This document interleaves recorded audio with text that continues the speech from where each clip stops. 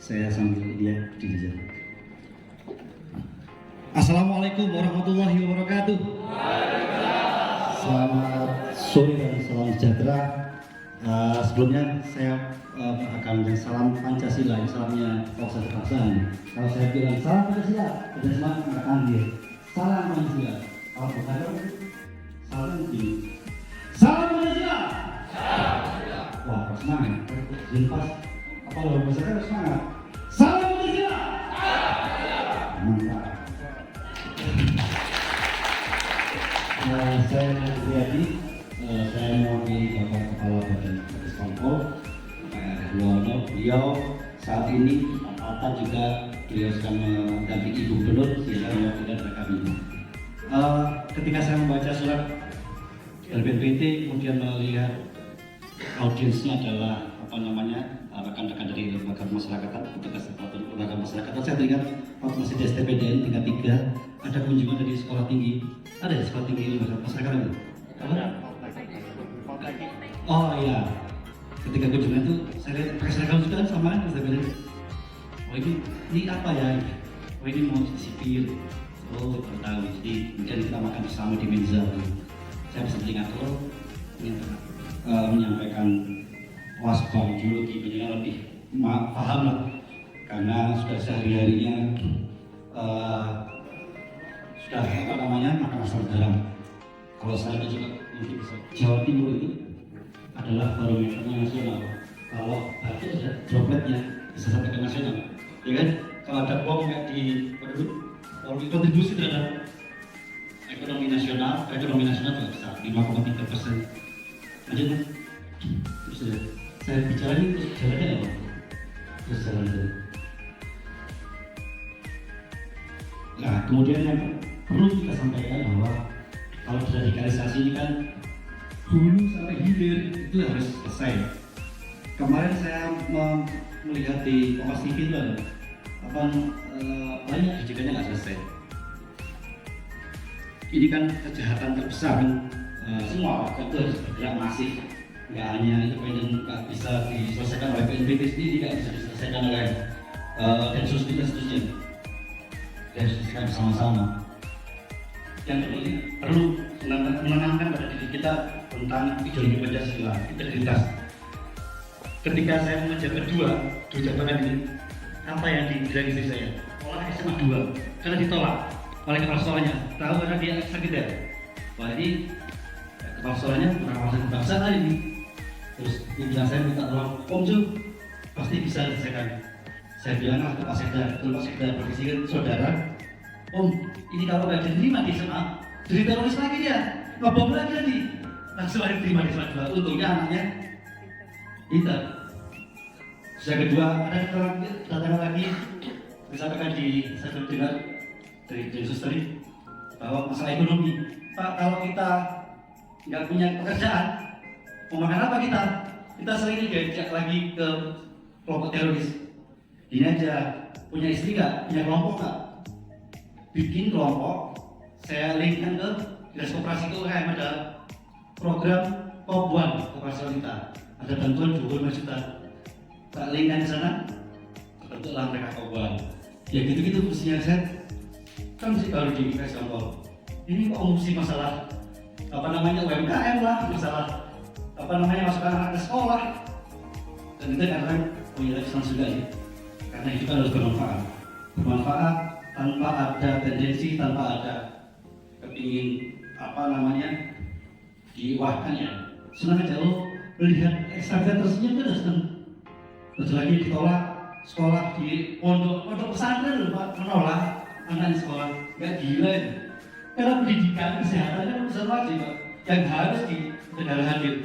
Kalau enggak ya berarti gajinya gila, orangnya oknumnya. Hanya adalah penghuninya dengan kapasitasnya. Sehingga setuju ya bisa dijadikan lahan khusus yang teroris saja. Bisa minta sehingga kita semua bisa menyelesaikan persoalan-persoalan yang besar di negara kita. Terima kasih. Wassalamualaikum warahmatullahi wabarakatuh. Terima kasih Pak Johan ya. Selamat sore.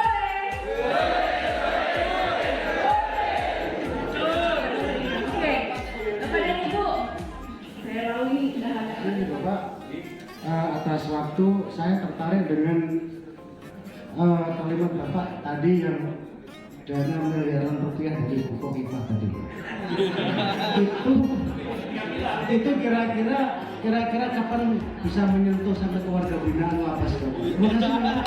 Pak, itu sasaran gerakan juga. Terima kasih. Kelamaan. Izin Pak narasumber, ini masih ada kaitan dengan pertanyaan dari Pak Gatot Nurmantio. Izin sebelum kita ketawa biar enjoy. Begini Pak, selama kami menangani, mendampingi, membina, dan memata-matai saudara kita yang berjulukan Napiter bertahun-tahun Pak. Dan materi pembinaan juga itu ada kegiatan berbangsa dan bernegara. Yang saya tanyakan, ya, ini nyambung dengan banyak Pak Gatot. Apakah selama ini kan ada Kesbang Kabupaten, ada Kesbang Provinsi Pak ya? Ya, saya pernah sempat nyalu Kesbang Kabupaten. Bu, Pak, ini di dalam lapas ini ada saudara-saudara kita. Salah satunya kita harus memberikan materi berbangsa dan bernegara. Alhamdulillah sampai sekarang belum direspon. Ini awal mulanya kegiatan selanjutnya mungkin hari ini bisa kita berikan untuk hari ke depan sesuai dengan harapan Pak Gatot. Demikian, terima kasih.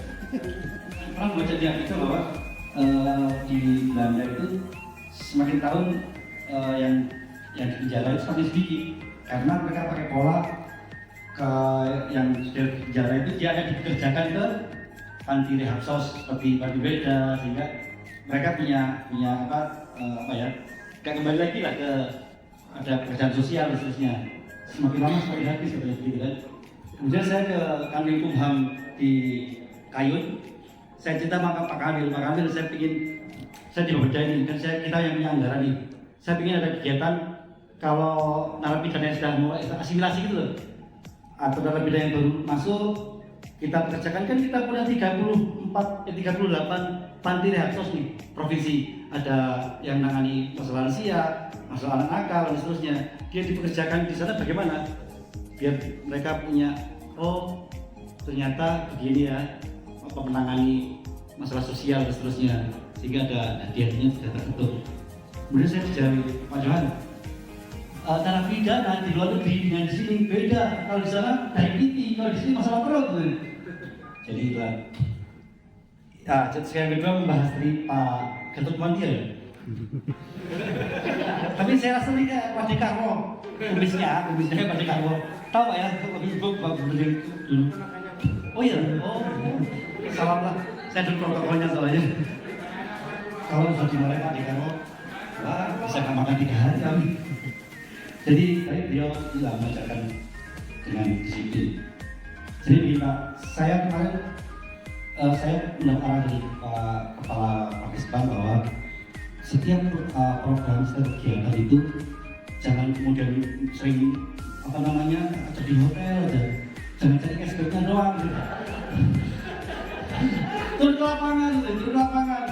Jadi punya banyaknya dana ke SMA Tarunala, juga SMA Tarunala, SMA Taruna Digantara, SMA Taruna Bayangkara. Kan kita ada 5 ya, SMA Taruna yang berbasis boarding school di Jawa Timur. Tahu nggak? Jadi kalau panjenengan masih SMP, masukkanlah ke SMA Taruna Mala di Malang. Itu di Malang di sini bersama dengan AAL, kemudian SMA Taruna Digantara bersama dengan AU, SMA Taruna Bayangkara dengan Akpol, SMA Taruna apa lagi sebenarnya di darat, Angkatan Darat, misalnya Madani. Bagi saya Malang. Itu dia provinsi kan. Kemudian di Madani yang berbasis pondok pesantren. Jadi kalian itu di sana. Makanya saya punya ide di 2023 bagaimana ya kalau bisa nggak kalau kita punya kegiatan ini anggaran, saya ada kegiatan Mas di sana. yang nolak apa namanya konsumsi penjualan semua nih. Dapat uang saku juga nampaknya ini. Bisa nggak kita ada kegiatan di situ di dalam itu? Oh bisa ya? Oh syukur gitu. Kita tadi berpikir kenapa kita nggak pernah ke dalam ya? Iya kan ada koordinasi betul.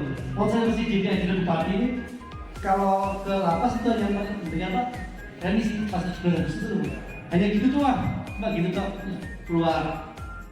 Jadi apa yang bisa kegiatan? Tapi mestinya bisa kalau kegiatan. Jadi artinya namanya kegiatan jalan infran namanya di provinsi. Kalau di kabupaten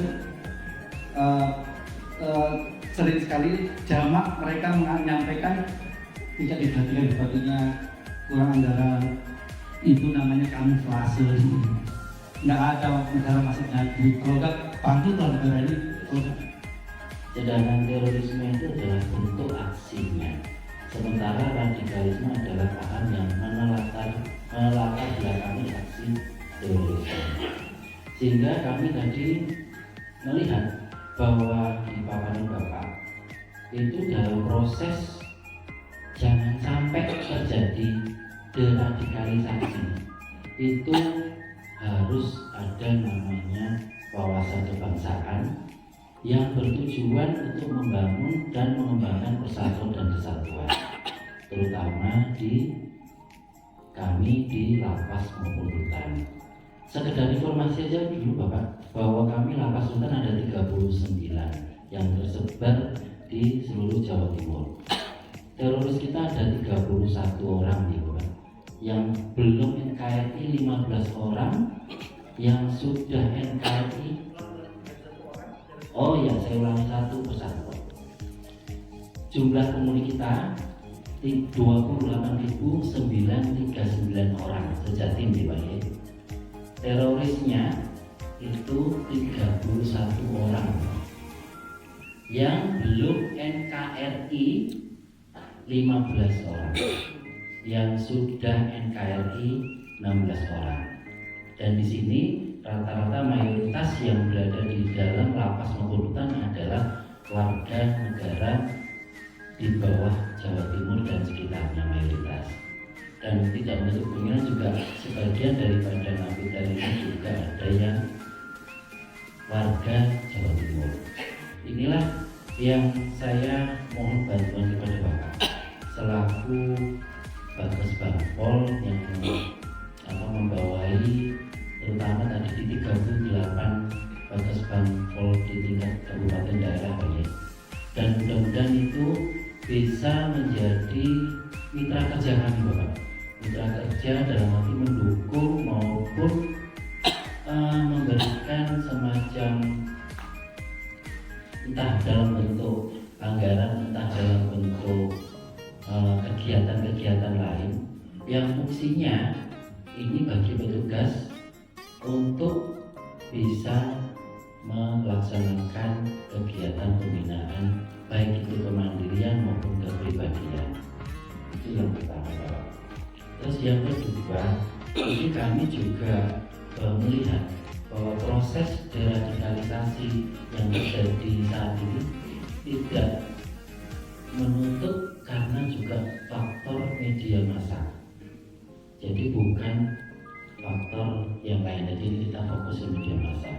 Dan informasi kepada Bapak bahwa untuk warga binaan yang ada di lapas rutan itu untuk media sosial itu kita tidak ada, meskipun mungkin ada beberapa yang pegang HP, tapi itu sangat kecil sekali Pak.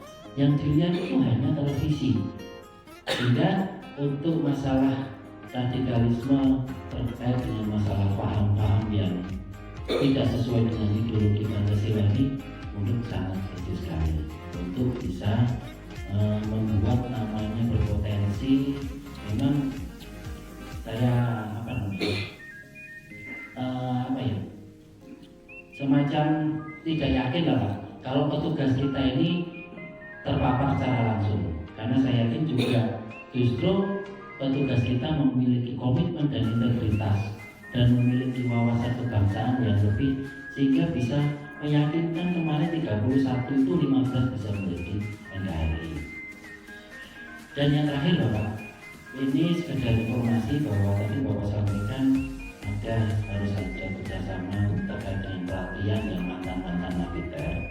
Ini informasi yang kami terima pada saat kami juga mengikuti rapat koordinasi dengan BNPT maupun Densus. Itu rencananya juga akan membuat rumah singgah, dan saya lihat di medsos itu sudah dibuat di namanya di daerah Mojokerto, rumah singgah yang khusus, ya betul ya Pak ya, yang itu dari betul ya. Oh Pacet ya, Pacet itu Mojokerto atau Mojosari? Mojokerto lah. Di Mojokerto lah itu juga ya. Nah, ada 25 mantan napiter di situ yang diberikan pelatihan terkait kalau nggak salah kebun kopi ya Pak ya. Betul. Saya dibetulkan terus ya. Jadi nggak gagal. Ini mungkin semoga peran serta dari Bapak Bangpol Bapak bisa juga bersinergi dengan kami dalam rangka supaya mantan-mantan napiter itu yang terutama di bawah pengawasan PK Bapas ini semakin baik dan tidak akan mengulangi lagi kejahatannya gitu Pak. Terima kasih Bapak sudah sharing saya. Terima kasih.